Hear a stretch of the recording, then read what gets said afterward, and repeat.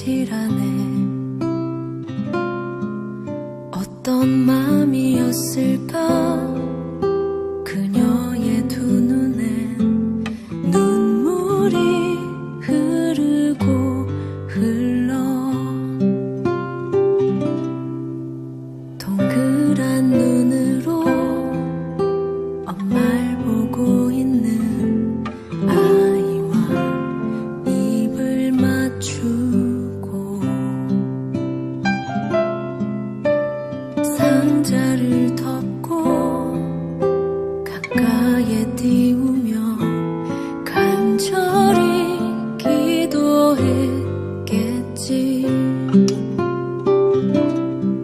정처없이 강물에 흔들흔들 흘러내려가는 그 상자를 보며 눈을 감아도 보이는 아이와 눈을 맞추며 주저앉아 눈물을 흘렸겠지. 너의 삶의 창조인, 너의 참 부모이신 하나님 그 손에 너의 삶을 맡긴다.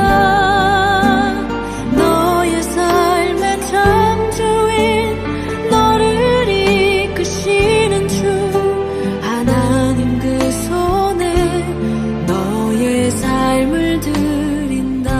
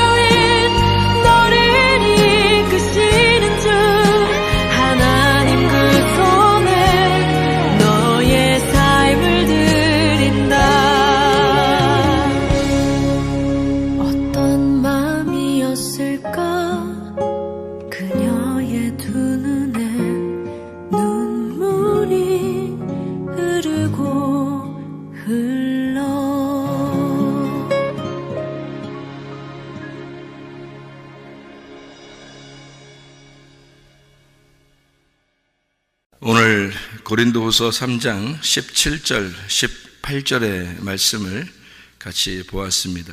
고린도후서 3장 17절, 18절의 말씀, 여기에 17절부터 좀 이렇게 위로 이렇게 올라가서 보면은 무슨 내용이 있냐면요, 모세가 수건을 이렇게 덮고 있다, 이런 얘기가 있어요.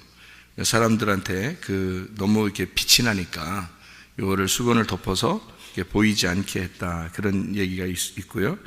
그 말이 이제 출애굽기에 보면은 출애굽기 34장에 보면 나와 있는 얘기인데요. 출애굽기 34장 33절의 말씀 보면은 이런 말씀이 있어요. 그러나 모세가 여호와 앞에 들어가서 함께 말할 때에는 나오기까지 수건을 벗고 있다가 나와서는 그 명령하신 일을 이스라엘 자손에게 전하며, 이스라엘 자손이 모세의 얼굴의 광채를 보므로 모세가 여호와께 말하러 들어가기까지 다시 수건으로 자기 얼굴을 가렸더라, 이런 얘기가 있습니다. 그러니까 모세가 하나님하고 얘기할 때는 수건을 벗고 있다가 사람들하고 얘기할 때는 수건을 이렇게 덮어놓고 있다, 이런 얘기죠. 출애굽기 34장에 여기에 보면은요, 그죠?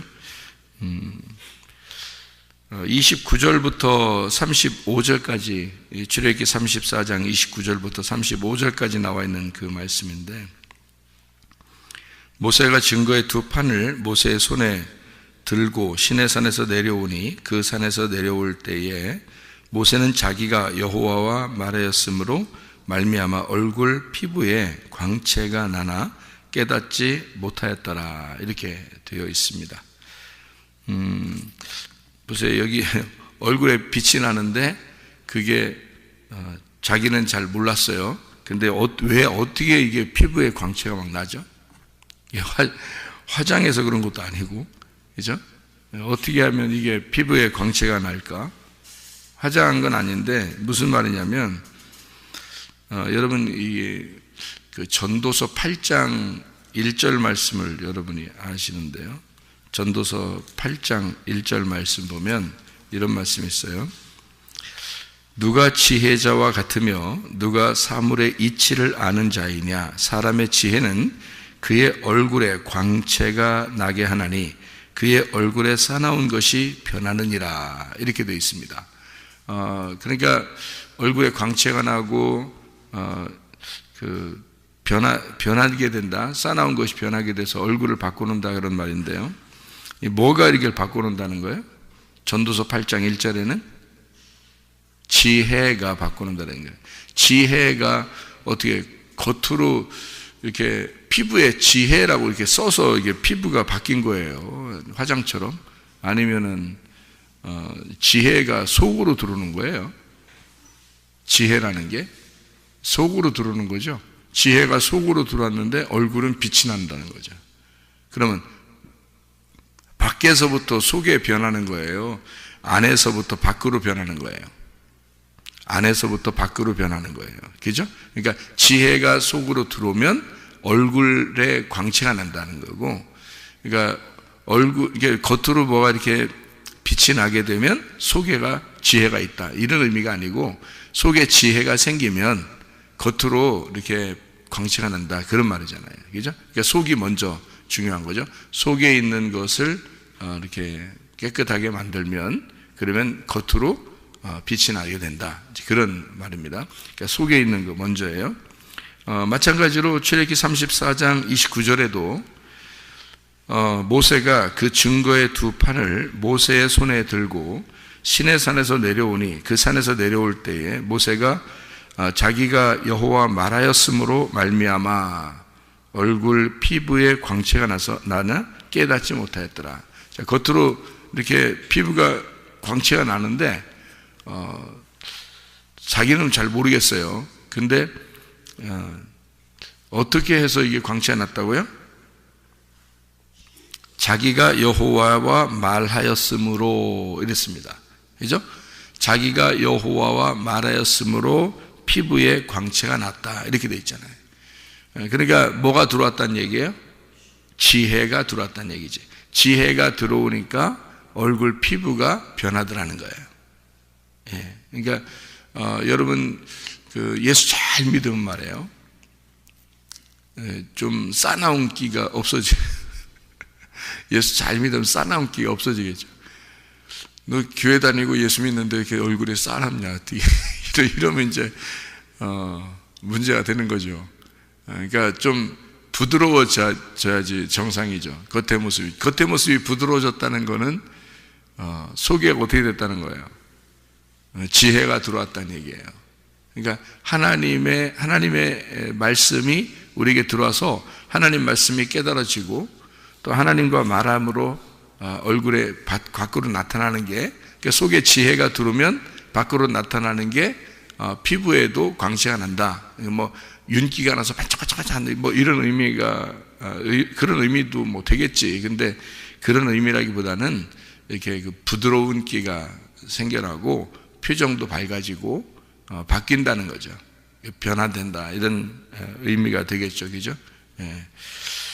그런 걸로 이렇게 우리가 생각을 해보면 이렇게 너무 이렇게 빛이 나니까 속에 말씀을 깨달아졌는데 말씀 하나님과 말씀 교통했는데 겉에 피부가 이제 바뀌었다 이런 얘기잖아요, 여기 그죠? 그럼 지혜가 들어왔다는 얘기인데 속이 먼저 변해야 밖에도 변할 수 있다 그런 거예요. 겉으로 막 노력해가지고 그렇게 보이려고 노력했는데 속에 변하고 그런 게 아니라 뭐 영향은 주겠죠. 이렇게 자꾸 이렇게 하다 보면 영향은 주겠는데 속이 진짜 변하면 겉으로도 바뀔 수 있다. 이제 그런 얘기가 되는 거죠. 그러면 이제 우리가 이것을 좀 잘 다시 한번 생각해 봐야 돼요. 왜냐하면 수건을 덮고 있었다 그랬어요. 수건을 덮고 있다는 말은 어떤 의미일까? 이게 수건을 이렇게 모세가 수건을 덮고 있었어요. 자기는 빛이 나는데 뭐 때문에 빛이 나냐면 하나님하고 말하고 그랬으니까. 그래서 교통을 한 거예요. 하나님하고 교제를 한 거예요. 그러니까 속이 이제 지혜가 들어온 거고 하나님과 교통이 된 거예요. 그래서 주님이 이제 그 안에 같이 있는 거죠. 그러니까 이 피부도 바뀌고 빛이 나고 그러는데 수건으로 이렇게 덮어놔요. 그러니까 이 백성들이 만날 때는 수건을 덮어놓고 만나니까 이런 말 있죠. 야, 덮어놓고 믿어. 이런 말 있죠. 덮어놓고 믿어. 여러분 성경을 덮어놓고 믿어야 돼? 성경을 열고 믿어야 돼? 성경을 열어놓고 믿어야지. 덮어놓고 믿으면 안 되잖아. 그죠? 덮어놓고 그러니까 덮어놓고 일단 믿어. 뭐 이런 게 이제 사람들이 믿음이 좋다고 생각하는지 모르지만 안 그래요. 열어놓고 믿어야 돼요. 잘 깨닫고 알려주고 그리고서 믿게 하지. 하나님이 무식하게 막 그냥 너희들 일단 믿어봐. 뭐 이런 식으로 안 해요. 성경이 다 깨닫게 해주고 알려주고 알려주기 전까지는 뭐 기도하라고도 뭐 강조하지도 않고 그래요. 예수님도 제자들하고 같이 다니면서 말씀만 계속 가르쳐줘요.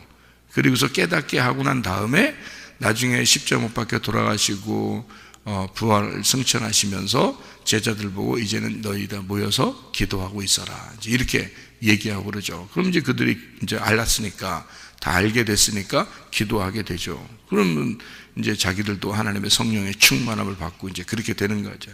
그러니까 덮어놓고 무조건 일단 믿어봐 이런 거 아니에요. 그건 무식한 행동이고 실제로는 열어놓고 너희가 잘 깨닫고 구하고 찾고 두드려라 이렇게 되죠. 성경을 그렇게 알아야지 성경도 그냥 모르고 그냥 덮어놓고 믿고 그러는 게 아니란 말이에요. 성경에서는. 그러면 모세가 수건을 이렇게 덮어놓고 있으면 덮어놓고 믿게 되는데 우리는 어떻게 해요? 모세의 얼굴을 쳐다보지도 못했잖아요. 그죠? 그래서 백성들이 그 말이 무슨 말이냐면 그때 당시에는 덮어놨어야 되는 거예요. 그래서 덮는 거예요. 그러니까 이게 수건으로 덮어. 모세가 뭐 예를 들어 빛의 광채가 막 이렇게 나서 사람들이 눈부셔 그러면 자기가 은근히 기분 좋을 수도 있잖아요. 더 쳐다봐. 눈부시니까 더 좀 쳐다봐. 이럴 수도 있는데 그렇게 하지 않아요. 그러지 않고 수건으로 이렇게 덮어놓습니다. 그럼 그런 행동들을 왜 했을까? 구약의 율법은 예수님이 오시기 전까지 덮어놓고 있어야 된다는 거지. 그래서 모세는 율법을 상징하잖아요. 그죠? 율법을 대표하는 사람이기 때문에 이거를 수건으로 덮어서 사람들로 하여금 깨닫지 못하도록 하는 거예요. 그러니까 구약은 덮어놓는 책이었어요. 예수님 오시기 전까지 덮어놓는 책이었고, 아는 사람에게만, 그러니까 하나님과 교통하는 그 선지자들에게만 하나님이 그 사람들에게만 열어준 거예요. 마음에서 열어줘서 그 속에 있는 지혜가 들어오고 겉으로 이제 빛이 나게 만들어 놓은 거고요. 그 빛이 났다는 말은 이렇게 전파가 되었다, 그런 말이죠. 그런데 모세가 이제 속에 하나님의 지혜를 깨닫고 하나님과 교통하고, 그리고 이것을 어떻게 전파하지 않고 가둬놓죠. 덮어놓는단 말이에요. 왜냐하면 자기가 하나님과의 교통한 것이 사람들에게 전달되지 못해요. 구약은 그렇게 덮어놓는 책이니까. 그러니까 예수님이 오셔가지고 이 모세의 율법을 예수님이 풀어주는 겁니다. 그게 신약이에요. 그러니까 구약은 신약이 없이는 안 풀리는 거예요. 그러니까 신약하고 구약을 또 그럼 구약이 많은데 신약만 보면 되지 뭘 또 구약까지 보냐고 그러는데, 그렇지 않아요. 신약은 왜 생겼냐면 구약 때문에 생긴 거예요. 그러니까 구약이 교과서라면 신약이 해설하는 책이에요. 참고서가 되는 거죠. 그러니까 구약과 신약은 같이 있어야 되는 거예요. 그래서 어떤 거는 교과서만 보고서는 이해가 잘 안 되지만 참고서를 보면 이해가 되잖아요. 그런 것처럼 참고서와 교과서를 같이 이렇게 놓고 보게 되면 이제 이 성경이 이해가 되겠죠. 그러니까 구약과 신약을 같이 놓고 보면 여기 구약에 있는 말을 신약에서 이걸 이렇게 얘기했구나, 이렇게 이해할 수가 있는 거거든요. 그래서 풀어주는 거죠. 예수님은 수건을 벗겨주는 자이고 모세는 수건으로 덮는 자입니다. 그래서 모세는 덮어놓고 너희들이 하나님의 그 다스림을 받아라 라고 하는 거고, 예수님은 그걸 열어주어서 우리로 하여금 하나님의 아들이 되어 우리가 스스로 수건을 벗은 상태로 주님과 교통할 수 있도록 만들어주는 분이 예수님이십니다. 그러니까 모세와 예수님은 하나의 짝이에요. 그러니까 구약의 모세가 신약의 예수가 되는 거죠. 그러니까 하나의 짝인 거죠. 그래서 모세하고 여호수아가 하나의 짝으로 나오는 겁니다. 구약에서요. 이스라엘 백성들 인도할 때 모세와 여호수아가 같이 인도하게 되는데, 처음에 이스라엘 백성들을 애굽에서 끌어낼 때는 모세가, 광야에서 인도하는 것도 모세가 인도하고요. 그 다음에 요단강을 건너 가나안 땅으로 들어갈 때는 여호수아가 데리고 들어가는 거예요. 그러니까 모세와 여호수아는 연결돼서 있는 사람이지 이걸 분리해서 보면 안 되는 거죠. 그러니까 이 분리된 사람이 아니고 여호수아라는 예수가 이스라엘 백성들을 가나안 땅으로 들여보낸다라고 하는 것, 그 요단강을 건널 때 그 요단강의 심판, 예수님의 그 침례를 의미하는 장소거든요. 그래서 거기를 거쳐서 들어갈 수 있도록, 그러니까 법궤만 그 물에 들어가고 나머지는 다 마른 땅으로 지나가게 되죠. 요단강을. 여호수아가 그렇게 인도하게 되는데, 이게 모세와 여호수아가 같이, 그래서 모세는 광야에서 죽기 위해서 있는 자이고요, 여호수아는 가나안 땅까지 들어가는 자란 말이에요. 그 가나안 땅에 들어가는 게, 여호수아는 당연히 들어가는 사람이에요. 그러니까 모세와 여호수아는 처음부터 유월절 어린 양의 피로 이스라엘 백성들이 구원받아서 애굽에서 광야로 나올 때부터 이미 모세와 여호수아는 짝이었던 겁니다. 그래서 여호수아는 모세를 늘 따라다니는 수종자였다, 이렇게 나오죠. 그러니까 이건 뭐냐면 모세가 첫째 아들이라면 여호수아가 둘째 아들이 되는 거예요. 그러니까 첫째 아담과 둘째 아담 이렇게 나오는 것처럼 모세와 예수님, 이렇게 율법과 은혜가 함께 이렇게 다니는 거죠. 실제로 이제 구원받은 이방인 같이, 우리들 같이 구원받은 죄인들을 설명할 때는 갈렙입니다. 갈렙. 그러니까 여호수아는 뭐 잘못한 거라든지 이런 게 하나도 안 나오죠, 성경에. 왜냐하면 예수님을 상징하기 때문에 그런 겁니다. 그러니까 모세는 또 이렇게 사람들을 이렇게 막 이렇게 뭐 반석도 막 치고, 그죠? 이렇게 선악간에 이렇게 구별하는 그런 것들도 많이 나오죠, 모세는. 그런데 여호수아는 그렇지 않고 다 이렇게 이스라엘 백성들을 가나안 땅으로 인도하잖아요. 예수님을 상징하기 때문에 그런 거고요. 이것도 요단강을 건넌 자, 요단강을 건너야 진짜 가나안 땅이니까 그 요단강을 건넌 자가 여호수아가 되는 거죠. 그러니까 모세는 여호수아를 통해서 가나안 땅에 들어가는 겁니다. 그러니까 모세와 여호수아는 분리된 사람이 아니라 같은 사람이고, 실제로는 갈렙이라는 우리가 갈렙과 같이 여호수아와 한편이 돼서 가나안 땅에 들어간다, 이렇게 보는 거죠. 그러니까 갈렙은 이름 자체도 죄인의 이름이에요. 그러니까 여호수아에 걸맞지 않는 친구죠. 여호수아와 걸맞지 않는 파트너, 그게 갈렙이라는 사람입니다. 그러니까 처음부터 갈렙이 등장하는 게 아니죠. 그리고 요단강 들어갈 때까지도 갈렙은 별로 이렇게 유명한 사람이 아니에요. 그러니까 모세가 나오면 여호수아 정도는 이렇게 같이 나올 수 있는데, 갈렙은 사실 요단강 건너서, 그러니까 정탐할 때 한번 나오고요, 그 다음에 요단강 건너서 가나안 땅에 들어가 가지고 헤브론 땅을 구할 때, 그때 등장하는 인물이 이제 갈렙이라는 인물입니다. 그러니까 여러분과 저를 나타낼 때는 우리가 여호수아 같아 이렇게 말하기는 좀 그렇고, 갈렙과 같은 자이다 이렇게 말하는 것이 오히려 합당하고 옳은 거죠. 자, 성경은 이제 이렇게 두 개의 짝을 이루어서 성경이 이루어졌다, 이런 얘기고요. 요단강 건너 가나안 땅 들어가면 짝이 누구가 되냐면 여호수아와 갈렙이 짝이 되는 거예요. 그래서 정탐할 때도 여호수아와 갈렙이 둘이 짝인 거고요. 그래서 둘만 긍정적이고 선한 증거를 하게 되고요. 또 실제로 요단강 건너가지고 이스라엘 백성을 인도했을 때도 여호수아와 갈렙이 짝이 되는 겁니다. 그러니까 여호수아는 예수님이고 이제 우리 죄인들과 함께 이제 하나가 되는 그런 모습인 거죠. 갈렙이 등장하기 전에 여호수아는 모세와 짝이고요. 그래서 모세는 여호수아를 통해서 가나안 땅에 들어간다, 이렇게 보면 되죠. 그래서 베일에 쌓이고 수건으로 이렇게 가린 자가 모세고, 수건을 벗겨주는 자가 예수님이다, 이제 이런 이야기를 짝으로 이렇게 보는 겁니다. 성경의 짝이니까. 그래서 수건을 쓰는 자가 있으면 수건을 벗는 자가 있어야 되는 거죠.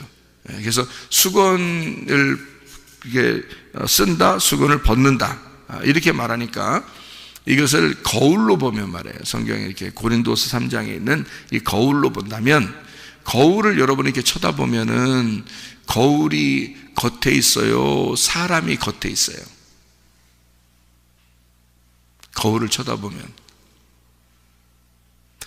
그 거울이 밖에 있어요, 사람이 밖에 있어요? 거울 쳐다보셔봤죠? 매일 거울 쳐다보시죠, 여러분? 그러니까 거울 쳐다보면 사람이 밖에 있어요, 거울이 밖에 있어요? 거울이 밖에 있죠. 왜냐면 거울을 안 쳐다볼 때는 거울을 안 쳐다볼 때는 모르는데, 거울을 쳐다보면 사람이 안에 있잖아, 그죠? 이게 여기 우리가 거울 쳐다볼 때마다 쳐다보면 사람이 안에 있죠. 안 쳐다볼 때는 모르죠. 거울이 뭐 밖에 있는지 속에 있는지 모르잖아요.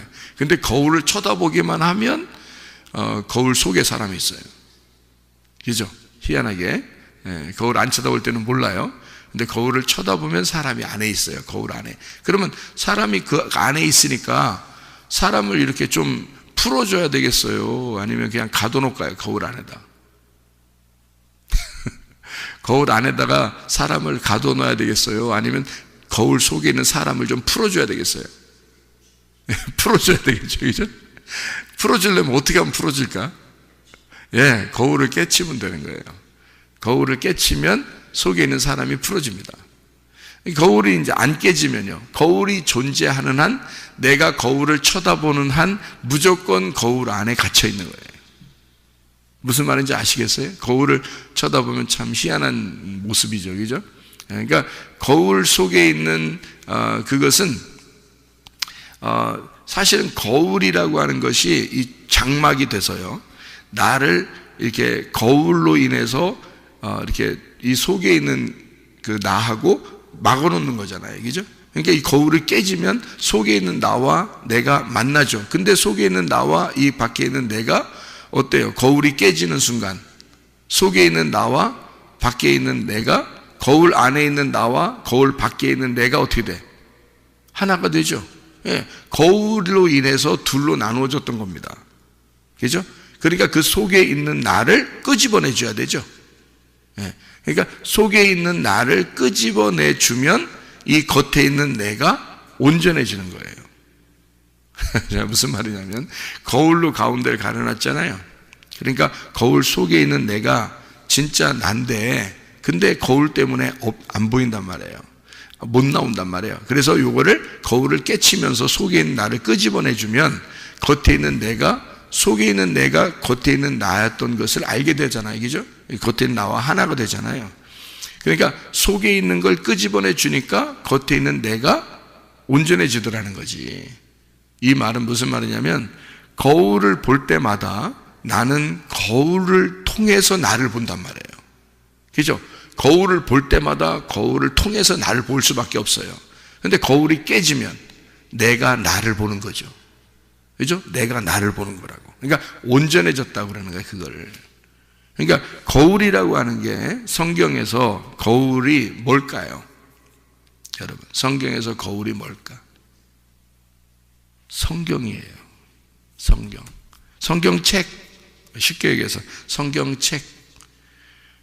그럼 이 성경책이 여러분에게 있을 때, 이 성경책이 여러분에게 있으면 성경책을 자꾸 보게 되죠. 이걸 보게 된다고. 그러면 이거를 보게 되면은 이것을 어떻게 해야 돼요? 이거 깨뜨려 버려야 돼요. 이거 어떻게? 깨뜨려 버린다는 게 무슨 말이에요? 이걸 성경을 계속 이렇게 보게 되는데 성경을 찢어 발겨 버려야 된다는 뜻이에요? 아니면 어떻게 이 성경을 없애버려야 된다는 거예요? 그럼 내가 온전해진다는 거예요? 성경을 모르는데 어떻게 온전해져요? 그러니까 이게 이런 말이 있죠. 이런 말이 있어요. 옛날 우리 학생들 공부할 때 보면 사전을 찢어서 씹어서 먹어라 그런 말이 있어요. 옛날에 우리 학생 때는 그런 얘기들이 유행했거든요. 그래서 사전, 영어 사전, 뭐 무슨 한국어 사전이 있잖아요. 사전이 있으면 안 외워지잖아요. 너무 두껍고 이게 안 외워지잖아요. 그러니까 진짜로 공부할 때 이거를 찢어서 씹어서 먹는 사람이 있었어요. 실제로. 그러면 외워진다고. 그래서 찢어서 씹어 먹어요. 또 찢어서 씹어 먹어요. 그렇게 먹는 사람도 있었어요. 지금 생각하면 정신없는 사람들인데, 그게 이제 외워지기 위해서 이렇게 했던 거거든요. 여러분, 성경이라고 하는 걸 이거를요, 거울인데 이게 깨뜨려지면 이 성경이 온전해진다는 거예요. 이 말은 무슨 말이냐면 이 책을 내가 보는 것으로 이것을 나를 발견하게 되잖아요. 그럼 이것이 완전히 나를 발견하게 되면 이 말씀이 내 안에 들어와 버린다는 거죠. 이 말씀이 내게 들어와 버리면 이게 깨진 거예요. 그러니까 이 말씀이 내 안에 심겨지면 깨진 거란 말이에요. 이게. 그러니까 성경을 없애버리라는 뜻이 아니에요. 성경책은 있죠. 영원히 있어야 되고. 그런데 이 말씀이 내 안에 들어와 버리면 더 이상 밖에 있는 책이 아니라 내 안에 들어와 있는 책이 되잖아요. 그죠? 내 안에 심겨진 책이 된다고요. 심겨진 말씀이 된다고. 그러면은 이것이 거울이 깨진 거예요. 겉에 있는 거울이 깨져버린 거다. 그래서 속에서 깨닫는 자. 그러면 하나님과 어떻게 된 거냐면 교통이 이루어진 자예요. 하나님은 뭐니까? 영이시니까. 하나님은 자유한 자고 영이시거든요. 어디에 매여 있는 자가 아니거든요. 근데 여러분이 성경책을 이렇게 들고 다니면 항상 이 성경책에 매여 있는 것입니다. 우리가 이 성경책을 그럼 들고 다니지 말한 뜻이 아니고 또 이거 매여 있으면 안 되니까 또 들고 다니지 말자. 우리 아예 여기다 놓고 다니자. 그냥 그렇게 하라는 의미가 아니라 이걸 매여 있다. 여기 성경을 볼 수밖에 없는 사람이다라는 건 내가 여기에 매여 있다는 말이잖아요. 이게 이제 수건으로 가려진 자죠. 근데 이 말씀이 내 속에 들어와 있으면 이 수건이 벗겨지는 거고 예수 그리스도가 내 안에 들어오시면 이 성경의 핵심이 뭐예요? 예수님이죠. 그럼 이 성경의 핵심인 예수님이 내 안에 들어와 버리면 이 수건이 벗겨진 자가 되는 거예요. 그러니까 예수가 네 안에 들어왔는데도 왜 아직도 수건을 쓰고 있느냐? 거울을 보는 것 같이 하느냐? 이렇게 되는 거예요. 이게 말은 무슨 말이냐면 모세가 수건을 쓰고 있었던 것은 깨닫지 못하게 하려고 그렇게 했던 거고 구약이니까 예수님이 오시면 그 수건은 벗겨질 것이고 거울은 깨질 것이다. 그럼 네 안에 예수가 들어오면 수건은 벗겨졌어야 되고 거울은 깨졌어야 된다. 그런데 아직도 너희들은 이것이 무슨 뜻인지 이해를 못하고 있다.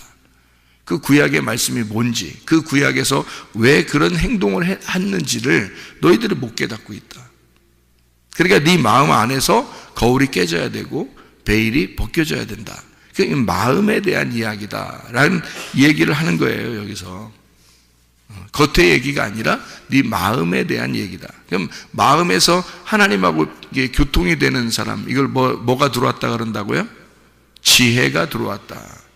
그럼 지혜가 들어왔다, 빛을 받았다, 마음 안에서 베일이 벗겨졌다, 거울이 깨졌다. 이게 마음에 심겨진 말씀이 들어왔다 이 말이에요. 심겨진 말씀이 되었다. 그러면 거울을 더 이상 볼 이유가 없고 수건에 쌓여서 사는 사람이 아니다. 이 수건이 벗겨지는 것이다. 베일이 벗겨지는 것이다. 여러분, 그게 부활입니다. 그게 우리의 마음 안에서의 영적 부활이에요. 여러분, 나사로가 요한복음 11장에 부활하고 났더니 뭐가 쌓여 있었어요? 수건으로 덮여 있었죠. 수건으로 덮여 있는데 그것이 벗겨지게 됐죠. 수건을 이렇게 벗겨줘라 그랬죠. 누군가가 벗겨줘야 돼요. 누가 벗겨줘요? 산자가 벗겨줘야 되는 거예요. 산자가. 죽은 자는 벗겨줄 수 없죠. 그러니까 살아있는 자가 수건을 벗겨줘. 벗겨주면 그가 얼굴과 얼굴을 맞대어 보게 되는 거죠. 수건 때문에 얼굴과 얼굴을 못 만났잖아요. 그러니까 수건을 벗겨주면 이게 얼굴과 얼굴을 되는 거죠. 그걸 뭐라 그래? 부활이라 그러는 거예요. 부활. 그러니까 여러분 마음 안에 진짜 부활이 있느냐 그거죠. 우리 마음 안에 진짜 부활이 있느냐. 겉으로 부활, 이게 뭐 예수님 부활한 걸 기념합시다. 부활절 이러면서 축하. 그런 거는 겉으로 그냥 사람들이 그냥 하는 거고, 진짜 우리 마음 안에 수건이 벗겨졌느냐 이거죠. 우리 마음 안에 진짜 자유한가? 너는 그 영이 가두어져 있지 않고 영을 해방시켰는가? 그걸 자유라 그러는 거예요. 그러니까 자유가 부활이고 부활은 해방이라는 거죠. 그러니까 너가 어디에 매여 있었던 것에서 해방되었다. 이거를 자유라 그런다고 그래요. 그러니까 거울 안에 가두어져 있던 내가 거울이 깨짐으로써, 수건이 벗겨짐으로써 나를 풀어주는 거죠. 그래서 내가 자유롭게 되고 그 영과 영이 만나는 겁니다. 그래서 내가 진짜인 나를 만나게 되는 거잖아요. 그죠? 거울이 깨짐으로써. 그것을 성경에서는 부활이라 그렇게 말하는 겁니다. 그러니까 너 자유한가? 너 부활했는가? 그 말이에요. 그러니까 마음 안에서의 부활을 얘기하는 거죠. 마음 안에서의 자유를 말하는 거죠. 종의 멍에에서 벗어난 자, 노예의 근성에서 벗어난 자, 우리가 어디 율법에 매여 있는 자가 율법에서 벗어나게 된 자, 거짓 믿음에서 이렇게 우리가 잘못 알고 있었던 거짓 믿음에서 우리가 진리를 깨닫고 이것을 벗어나서 깨닫게 된 자, 이거를 부활이라 그러는 거죠. 죽었던 내 무덤에서 살아났다는 거죠. 벗겨졌다. 그러니까 수건으로 쌓아놓는 이것을 벗어났다. 거울로 속에 이렇게 날 가두어놨는데 이것을 깨지고 나왔다. 이런 의미니까 이게 다 부활을 의미하는 얘기죠. 그를 자유하다 그래요. 여러분, 우리가 영어로 참 자유하다고 하는 거, 이게 얼마나 중요한가. 그러면 영어로 자유한 것은 그 자유를 자유로 깨닫고 알고 사느냐, 아니면 방탕을 자유로 알고 사느냐, 이제 이런 문제 있는 거죠. 우리가 있는 문제들은 자유한데, 이 자유를 우리가 나의 자유로 방탕하면서 살겠느냐, 아니면 예수님 안에서의 가두어져 있는 그 자유, 그러니까 나를 통제하는 자유, 그러니까 다스림 받는 자유, 나를 다스리지 않는, 내가 나를 통제하는 게 아니라 그리스도가 나를 통제하는 자유, 울타리가 쳐져 있는 자유를 진짜 자유라고 그랬죠. 울타리가 없는 자유는 방종입니다. 방탕이거든요. 성경의 가르침이 그렇습니다. 그래서 울타리를 그래서 울타리를 쳐줘야 되기 때문에 구약 성경이 있는 거예요. 신약 성경만 있으면 이건 완전히 풀어주고 자유죠. 근데 구약 성경이 왜 같이 존재해야 되냐면 그게 울타리가 되기 때문에 그런 거예요. 실제로는 그 안에서 농사도 짓고 그 안에서 이게 우리가 신약이라는 그 안에서 농사도 짓고 신약이라는 안에서 즐거워하고 먹고 마실 수 있는 건데 울타리가 없으면 보호를 못 해주거든요, 우리를. 그러니까 그 울타리를 통해서 나의 자유를 통제하는 것입니다. 그래야 진짜 자유한 거란 말이죠. 그래서 그 울타리라는 구약 안에서 즐거워하고 먹고 마시게 되는 거고 우리가 보호를 받는 거죠. 그 안에서요. 그걸 자유라 그렇게 말하죠. 방종은 그런 울타리가 없이 어떤 위험에 다 노출된 상태에서 누가 나를 잡아갈지도 모르는데 우리가 먹고 마시고 있는 거랑 똑같은 거죠. 그거는 방종, 방탕이라 그렇게 말하는 겁니다. 그러니까 이런 율법 안에서 너희가 이 자유를 깨닫게 돼야 된다. 그 말은 영의 자유를 얘기한다. 하나님은 자유하신 분이고 하나님은 영이시다는 얘기예요. 그래서 그 영 안에서 네가 속의 지혜를 깨닫고 참 자유하게 되면 네 겉의 모습, 모양, 하나님의 형상이라는 이 모양도 하나님의 형상으로 바뀌게 될 것이다. 너의 모습도 하나님의 형상으로 바뀌게 된다. 그 모양도 바뀐다 이 말인데요. 자, 여기서 18절에 고린도서 3장 18절 우리가 다 수건을 벗은 얼굴로 이렇게 되어 있습니다. 베일을 벗었다는 얘기인데 아나칼립토라는 말입니다. 이게 드러난다라는 말이에요. 드러났다, 들추어낸다. 너를 들추어내자 이 말이에요. 들추어내자 그 말은 너를 해방시키자. 네 속에 그러니까 네 속에 너를 가두어져 있는 것을 해방시켜서 진짜 참 나를 발견하자. 그러니까 이것을 벗겨내고 들추어내자. 그래서 진정한 나를 발견하자. 진정한 나는 하나님의 아들이잖아요. 진정한 나는 하나님의 형상을 닮은 자라고요. 그러니까 그 진정한 나를 발견해야 된다. 이거를 벗겨내자. 이게 베일을 벗는다라는 아나칼립토라는 단어고요. 여기서 이제 그와 같은 형상으로 변화하여 이렇게 되어 있습니다. 우리 자신의 모양을 변화시킨다는 그런 의미고요. 메타모르포라는 단어입니다. 외형을 변화시키고 변형된다라는 말입니다. 그러니까 실제로 우리의 속에 진정한 지혜가 들어오면 얼굴 모습에 광채가 난다라는 말처럼 이 수건을 벗겨놓으면 모세의 얼굴이 광채가 났다. 그래요. 다 어떤 의미로 써놨다고요? 하나님과 교통하는 자, 하나님을 만난 자, 하나님의 말씀을 깨닫게 된 자. 이것이 겉으로 수건 때문에 보이지 않는 것이 벗겨지게 되면 이것이 빛이 나타난다는 거죠. 모양, 외형적인 모양도 그렇게 바뀌게 되어진다. 이런 말이거든요. 그러니까 속에 있는 마음에서의 베일이 벗겨지면 겉에 있는 베일도 벗겨진다. 속에 있는 거울이 깨지면 겉의 거울도 깨지게 돼서 속에 있는 나, 진정한 참 나와 내 겉에 있는 내가 같이 하나가 되어 속에 있는 내가 밖으로 드러나는, 속에 있는 그리스도가 내 밖으로 드러나 나의 모습을 밖으로 빛이 나게 한다 그 말이죠. 그 모습. 그러니까 이걸 뭐라고 그러냐면 부활이라 그렇게 말한다. 네가 수건으로 가두어져 있는 죽음에서 네가 이 수건이 벗겨짐으로 부활하게 돼, 살아난다. 그리고 거울 안에 가두어졌던 네가 이 거울이 깨짐으로써 너의 진정한 네가 너와 하나가 된다. 이것이 부활이다.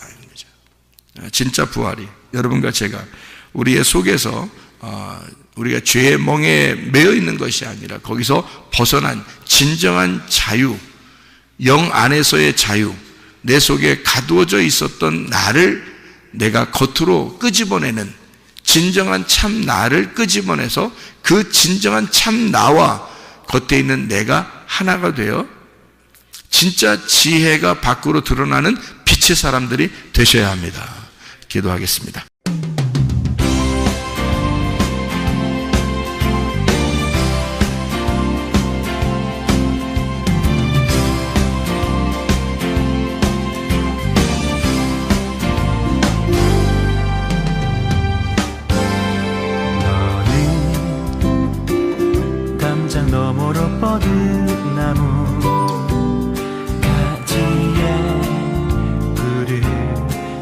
열매처럼 하나님의 귀한 축복이 삶에 가득히 넘쳐날 거야. 너는 어떤 시련이 와도 능히 이겨낼 강한 발이 있어. 전능하신 하나님께서 너와 언제나 함께 하시니 너는 하나님의 사랑, 아름다운 하나님의 사랑. 나는 널 위해 기도하며 내 길을 축복할 거야. 너는 하나님의 선물, 사랑스러운 하나님의 열매, 주의 품에 꽃피운 나무가 되어줘.